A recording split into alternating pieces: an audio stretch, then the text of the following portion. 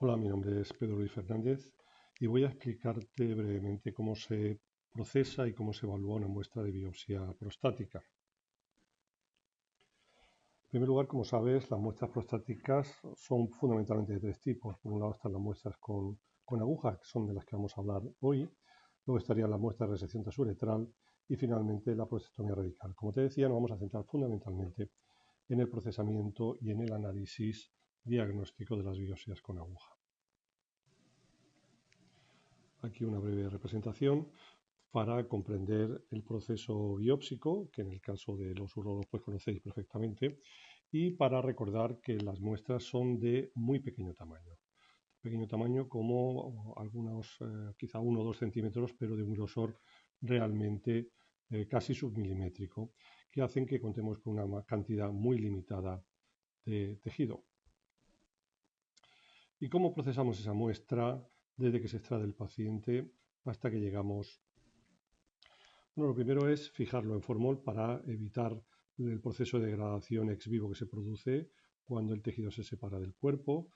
De forma resumida, una vez fijado el tejido, se va a incluir en parafina y después se van a tener secciones que se van a teñir y montar para la observación microscópica que nos producirán un informe diagnóstico. Esta sería la forma resumida de explicar.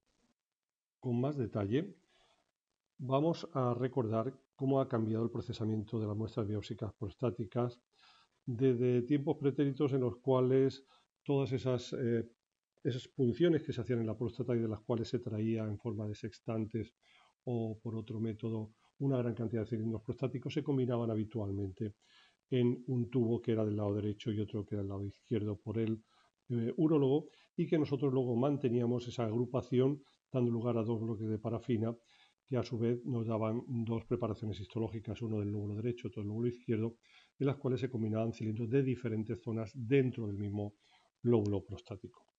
En aquel momento, y estoy pensando pues hace más de 7, 8 años, el diagnóstico que se nos pedía simplemente era la presencia o no de carcinoma en el lado derecho o en el lado izquierdo y dar un Gleason global para cada lóbulo prostático.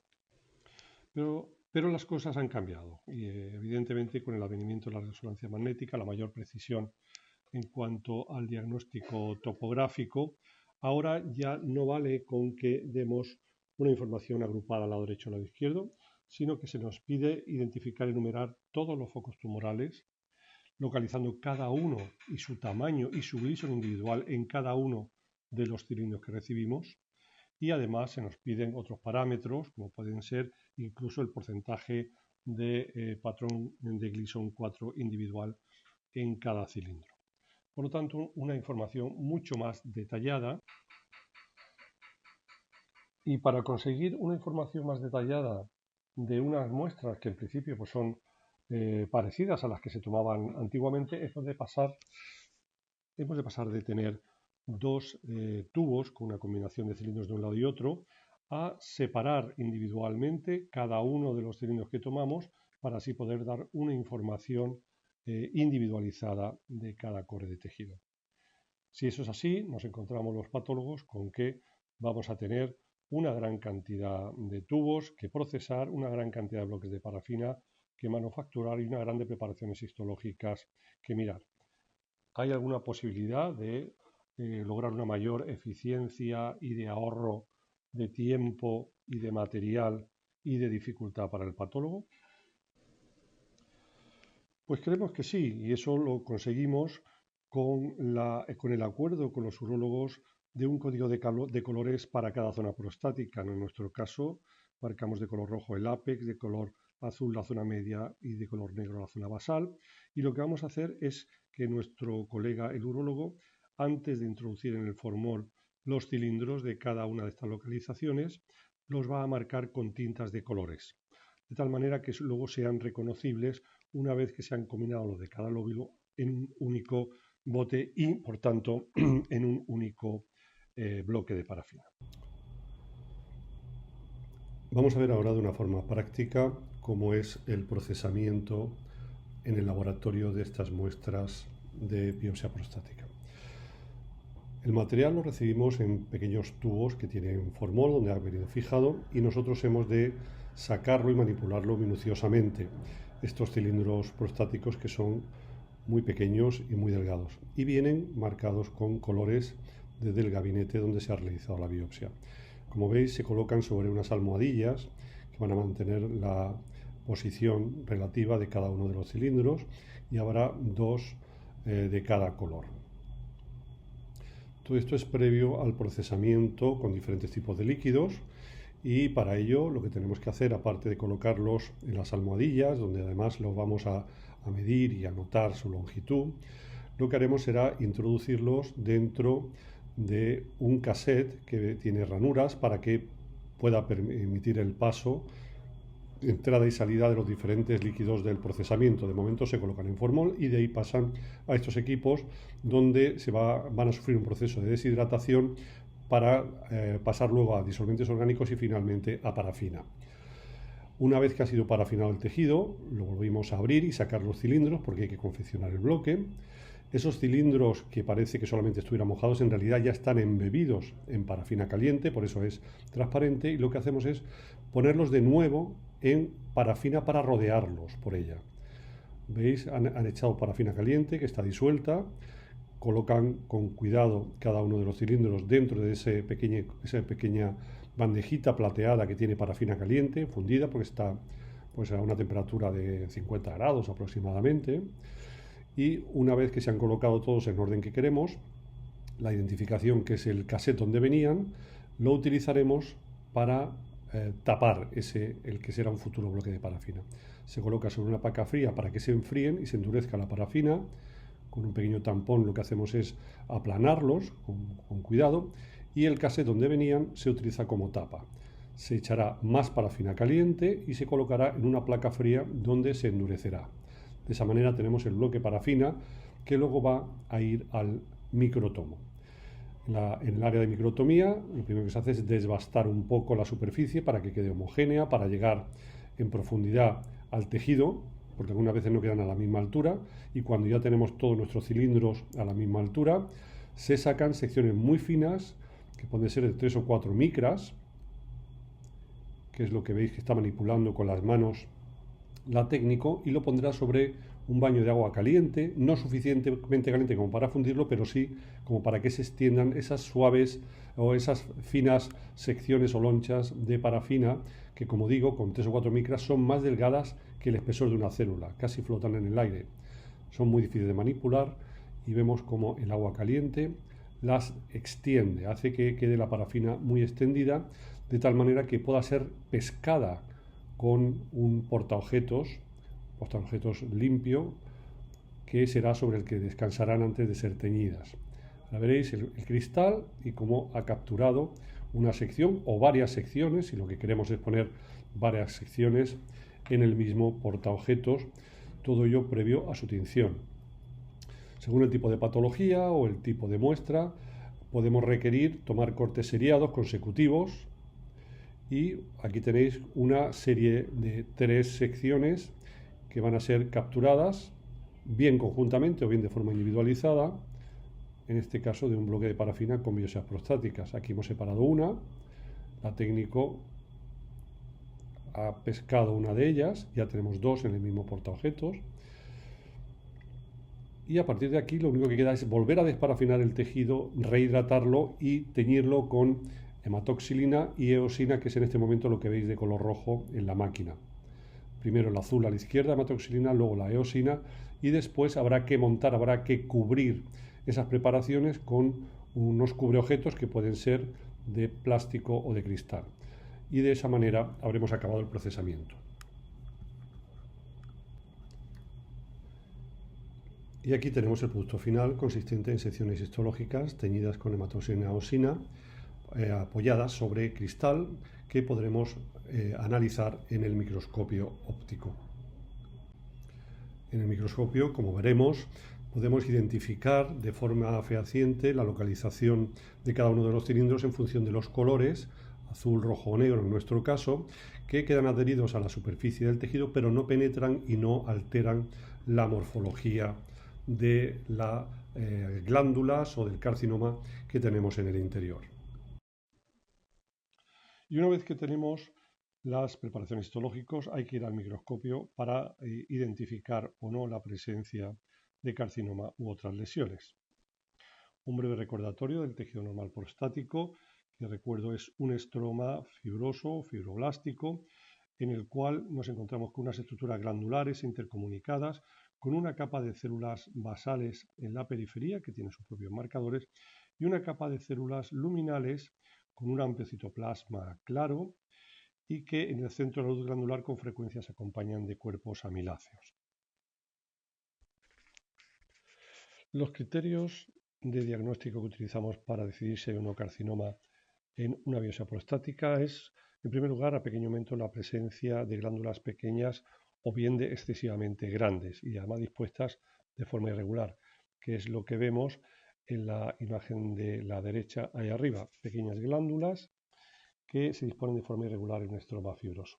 En segundo lugar, y muy importante, la existencia de una típula nuclear, que en el caso de la próstata podemos identificar casi exclusivamente con la presencia de nucleolos de gran tamaño. Las glándulas y las células normales habitualmente no tienen nucleolos, son muy pequeños, y los que vemos abajo a la derecha son grandes nucleolos eosinófilos, redondos y centrales, que son prácticamente diagnósticos de un proceso neoplásico. Y finalmente nos puede ayudar, en el caso de tener todavía dudas, la ausencia de células basales en esas glándulas pequeñas o muy grandes. Y para poner de manifiesto la presencia o no de células basales, que nos harían el diagnóstico diferencial entre una lesión de tipo PIN, de neoplasia intraepitelial, que tiene la tipia de un carcinoma con esos nucleolos llamativos, pero que se acompaña de células basales, tenemos marcadores inmunohistoquímicos. Por ejemplo, es un marcador de células basales, la citoqueratina de alto peso molecular 34 beta E12, que vemos cómo rodea perfectamente una glándula que tiene una capa continua de células basales y que por tanto no corresponde a un carcinoma. Otro marcador también que se puede utilizar inmunohistoquímico es la proteína P63, que en este caso es intranuclear. Utilizamos la nueva clasificación de 2016 de los tipos de carcinoma prostático que en general suelen ser de tipo acinar, es la variante más frecuente, pero hay hasta 20 variantes que nos podemos encontrar en la próstata, como son el carcinoma ductal, el fuso celular, célula pequeña, etc. Y además no hay que olvidar que hay dos tipos de cánceres no carcinoma en la próstata, como son algunos tipos de leiosarcoma, radomiosarcoma, angiosarcoma e incluso neoplasia de tipo linfoide germinal, etc. A destacar que en esta última clasificación se han añadido algunas variantes de nuevo cuño en los tipos de carcinoma, como el microquístico, el pleomórfico de células gigantes y el carcinoma intradustal, que antes ya se utilizaba esta nomenclatura, pero hasta recientemente no se ha reconocido como una entidad y que es importante reconocer en las biopsias. Y por supuesto, aparte del tipo histológico, es muy importante hacer una gradación siguiendo el método de Gleason, un método que nos proporciona una idea del pronóstico de la neoplasia. El señor Donald F. Gleason, en la época de los 60, mediados de los 60, ideó un sistema para comparar lo que veía en el microscopio con una serie de dibujos que él mismo hizo, unos dibujos que dividió en 5 patrones, 1, 2, 3, 4 y 5, que iban de mayor a menor diferenciación, siendo el patrón 1 el de una proliferación bien delimitada de glándulas pequeñas, homogéneamente separadas y con tamaño similar, y conforme aumentaba esa heterogeneidad pasábamos a los patrones 2, 3, patrón 3 que incluía patrones papilares cribiformes, más o menos bien definidos, patrón 4, patrones cribiformes irregulares y finalmente patrón 5 en el que podíamos encontrar desde grandes glándulas con comedonecrosis hasta masas infiltrantes o hileras o células individuales que infiltraban. Posteriormente se reconoció que habitualmente en los carcinomas de próstata no había un solo patrón de Gleason, sino que solía haber uno predominante y como mínimo otro secundario, y de tal manera que se creó el concepto del score o combinación del patrón primario y secundario, con lo cual podían llegarse a scores entre 2 y 10. Los patrones de Gleason, inicialmente representados en el lado izquierdo, han ido evolucionando para hacerse más reproducibles, de tal manera que el que más ha sufrido de cambios ha sido el patrón 3, un patrón 3 que ha ido pasando a patrón 4 en sucesivas ediciones y revisiones del dibujo de Gleason, y que finalmente en la última revisión ha quedado en cualquier caso siempre dentro del patrón combinado de Gleason, en el patrón 4. Cualquier patrón cribiforme, sea bien delimitado o mal delimitado el contorno, siempre será un patrón de Gleason 4. Algunos ejemplos: esto sería un nódulo muy bien diferenciado de un carcinoma, sería un 1+1. Aquí tenemos un 1+2 porque aquí ya hay una cierta variabilidad en cuanto al tamaño y la forma de las glándulas, y hay algunas áreas que no están tan bien delimitadas como la zona inferior. Otro ejemplo de 1+2, relativamente bien delimitado, aunque no por todos lados, y con tamaño glandular que empieza a ser un poco. Gleason 3+3, glándula de diferente tamaño, con diferente espaciamiento, pero donde no vemos patrones papilares o cribiformes. Un patrón Gleason 4+3, eso quiere decir que patrón 4, en este caso marcado con línea azul, predomina o es un poquito más grande que el patrón de Gleason 3, y el patrón 4 se caracteriza por tener estos espacios cribiformes y grandes glándulas, aunque están bien delimitadas. Un Gleason 4+4 en el cual predominan patrones irregulares de apariencia cribiforme, glándulas fundidas por todo el campo, por lo tanto no hay un patrón secundario. El patrón secundario es el mismo que el primario. Y un Gleason 5 que en este caso se caracteriza por hileras de células que van infiltrando así en hilera, como decía, el estroma, pero sin formar glándulas. Algunas de ellas incluso tienen un citoplasma vaculado que recuerda a células en anillo de sello. Y otra variante de patrón de Gleason 5 sería grandes glándulas con comedonecrosis en el centro. Comedonecrosis siempre es Gleason 5 de patrón individual. El problema que tiene la gradación de Gleason es su limitada reproducibilidad. Incluso Donald Gleason decía que él se reproducía a sí mismo solo en un 75% de las veces y utilizando un solo patrón.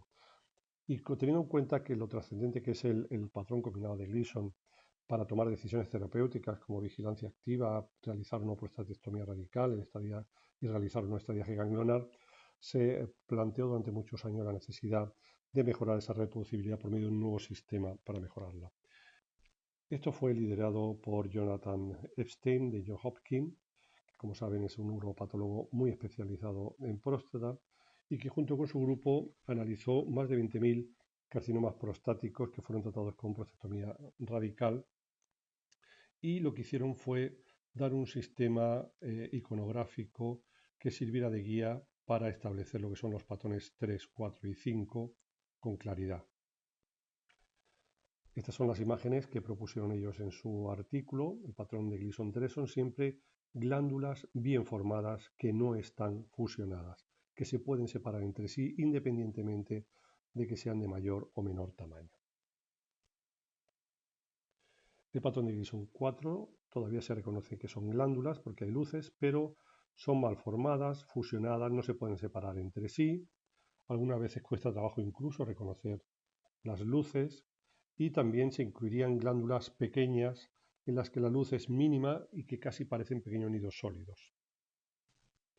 Finalmente, el patrón de Gleason 5 serían grandes masas en forma de sábana, como arriba a la izquierda, las dos primeras, o cordones infiltrantes sin apariencia de luces, como vemos arriba a la derecha y abajo a la izquierda, masas sólidas o con comedonecrosis, como en las dos últimas imágenes de abajo a la derecha. Una vez establecidos cuáles eran las imágenes y la definición de las glándulas bien formadas, moderadamente formadas o pobremente formadas, y habiendo definido, por tanto, lo que serían los patrones 3, 4 y 5, lo que se hizo fue agrupar los scores combinados en 5 grupos o categorías. De tal manera que había un grupo 1 que sería cualquier score combinado que fuera de 6 hacia hasta el mínimo que sería 1 más 1, que realmente prácticamente nunca se da. Por lo tanto, entre 2 y 6 sería un grupo 1, 3 más 4 sería un grupo 2, 4 más 3, a pesar de que el score tanto en este como en el anterior es 7, se separa por su diferencia pronóstica, lo que sería un patrón predominante 3 de un patrón predominante 4, aunque el score fuera igual. Por lo tanto, 4 más 3 sería grupo 3.